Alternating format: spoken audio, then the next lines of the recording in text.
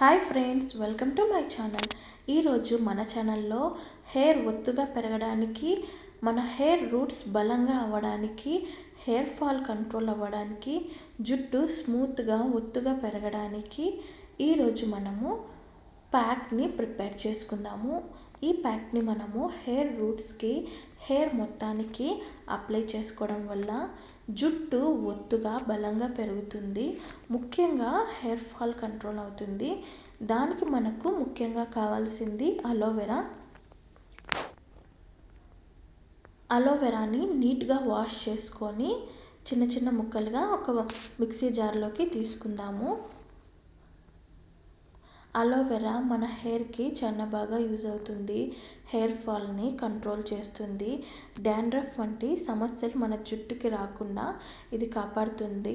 అలాగే మన స్కాల్ప్ని హెల్దీగా ఉంచడానికి ఈ అలోవెరా బాగా యూజ్ అవుతుంది. డ్రైగా రఫ్గా ఉన్న హెయిర్ని స్మూత్గా చేస్తుంది. మన జుట్టు త్వరగా పొడుగ్గా పెరగడానికి ఈ అలోవెరా మనకు బాగా యూజ్ అవుతుంది. ఇలా ఒక మిక్సీ జార్లోకి ఈ అలోవెరాని తీసుకుందాము. ఇందులో మనము పెరుగును కూడా యాడ్ చేసుకుందాము.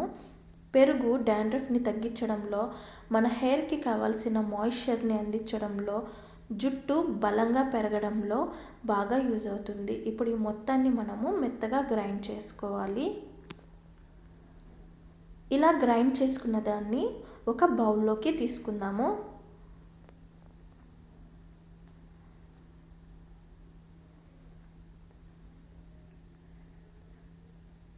ఇందులో మనము ఇంకొక ముఖ్యమైన ఇంగ్రీడియంట్ని కూడా యాడ్ చేసుకుందాము. అది లవంగాల పొడి.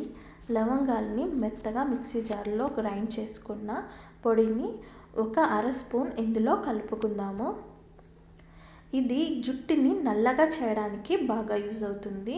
ఇందులో మనము కోకోనట్ ఆయిల్ని కూడా యాడ్ చేసుకుందాము.